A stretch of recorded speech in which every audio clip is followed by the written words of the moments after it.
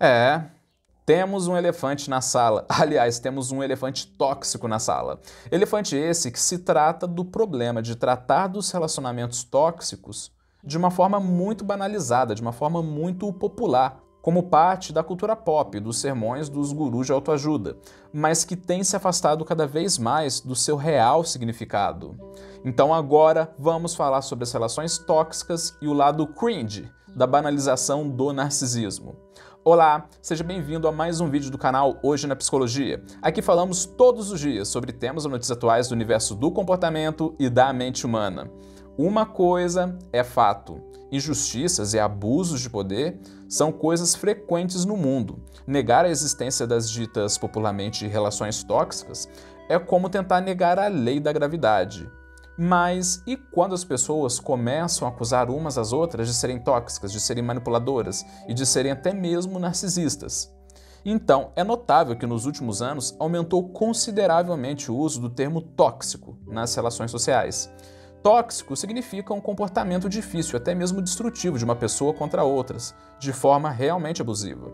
Inclusive, os meios de comunicação entraram na onda, o que não tem sido muito legal. Mas podemos concordar que sim, por um lado, o interesse da sociedade nos assuntos referentes à toxicidade nas relações sociais tem o seu lado positivo. Basta ver, por exemplo, o movimento Me Too, que expôs casos verdadeiros de assédios sexuais nos locais de trabalho. Casos esses que até antes era normal haver o silêncio das vítimas e passação de pano por parte do alto comando das empresas. Isso quando não era do próprio alto comando que vinham tais assédios, não é mesmo? Mas o problema é quando os termos da área clínica acabam caindo no gosto popular e as pessoas começam a dar diagnósticos totalmente equivocados e às vezes até mesmo alguns profissionais de saúde mental entram nessa jogada. Como, por exemplo, discutir se tal pessoa pública é narcisista apenas porque ela tem dificuldade em lidar com críticas. Acusar o adversário ou um desafeto de narcisista. A menina que brigou com o namorado falando que ele é narcisista porque ele ficou de cara feia, por causa de algum comentário dela. Ou o adolescente que diz que a mãe é narcisista porque ela não quer deixar ele ir pra balada e escreve um textão na internet expondo a mãe e tendo a atenção de todos.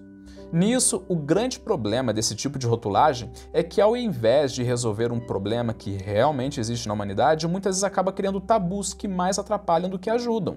Realmente, a psicologia estuda há muito tempo a questão das doenças de personalidade, como, por exemplo, narcisismo, psicopatia, borderline e outras patologias. Problemas que realmente afetam as relações sociais e que deixam marcas profundas nas pessoas.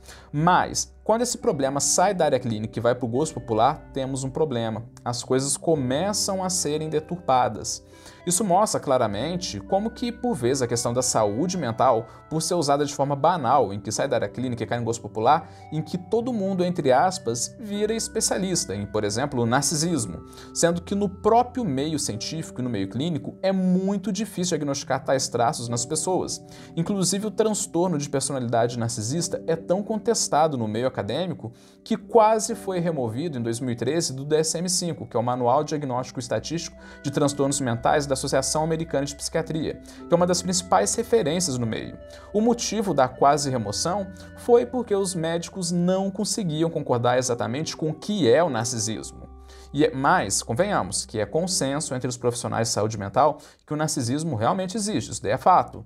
Mas o problema é que, se é algo que a ciência ainda tem muita dúvida e os profissionais da área clínica têm dificuldade em achar uma forma precisa de diagnosticar, então como que as pessoas do lado de fora vão ter tanta facilidade assim?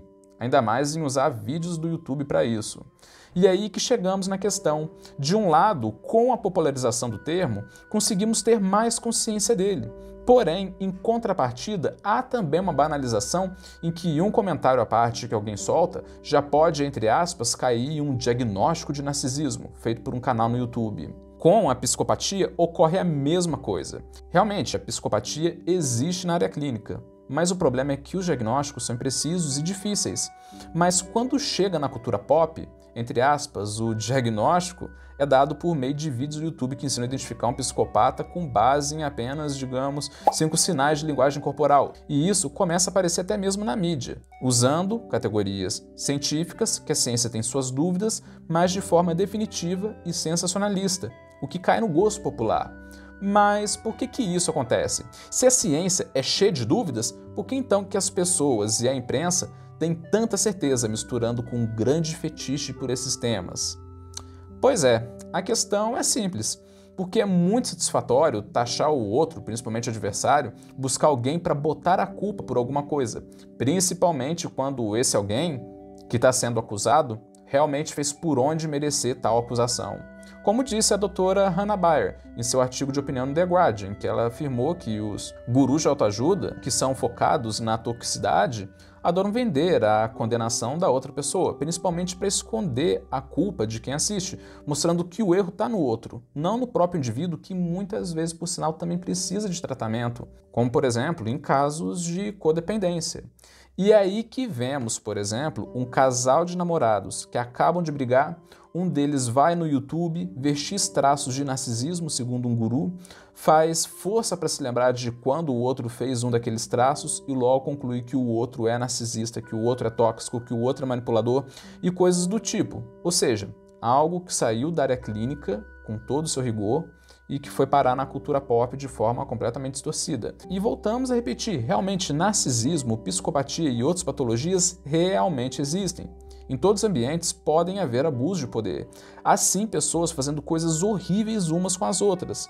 Mas mesmo assim não se pode optar pelo caminho mais fácil de, entre aspas, diagnosticar, sem critério algum, qualquer desentendimento temporário como um transtorno de personalidade, usando uma patologia de forma fixa para justificar o mau comportamento, sendo que, na verdade, as pessoas são maleáveis e a mudança de contexto e experiência podem provocar comportamentos altamente variados e às vezes até mesmo destrutivos. Como no caso do Big Brother Brasil, com pessoas altamente estressadas pelo fato de estarem confinados na casa mais vigiada do Brasil, tendo um medo tremendo da repercussão do lado de fora e ainda tendo que jogar para vencer o programa, mostrando o lado mais sombrio de suas personalidades, como ficou super bem evidente com a Carol Conká.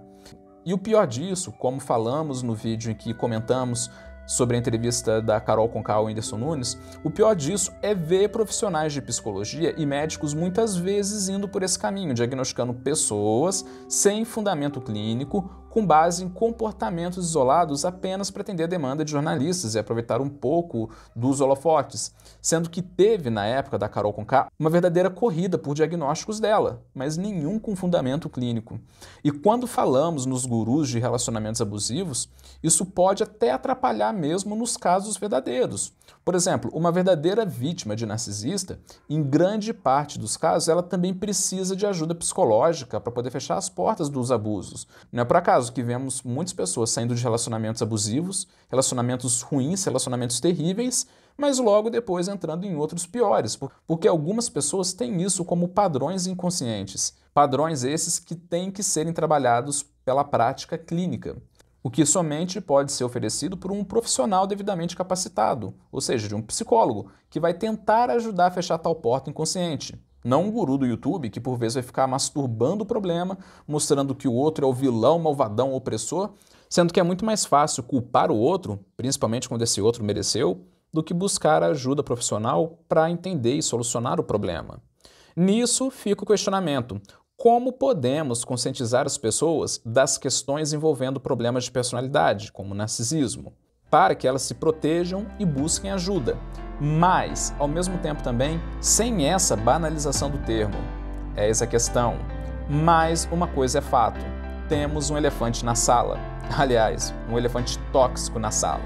E isso tá ficando cringe, como tá na moda falar.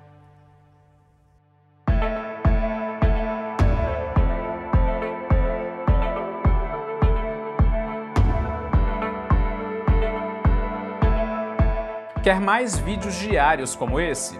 Então se inscreva no canal e ative o sininho. E nos ajude na nossa vaquinha online para a gente montar o nosso estúdio profissional de criação de conteúdo. Ao ajudar com qualquer valor, você se torna um dos membros fundadores do projeto, tendo o seu nome na lista que vai aparecer na descrição de todos os vídeos do canal. Entre para a vaquinha clicando no primeiro link da descrição ou no primeiro comentário. Até mais, te espero no próximo vídeo.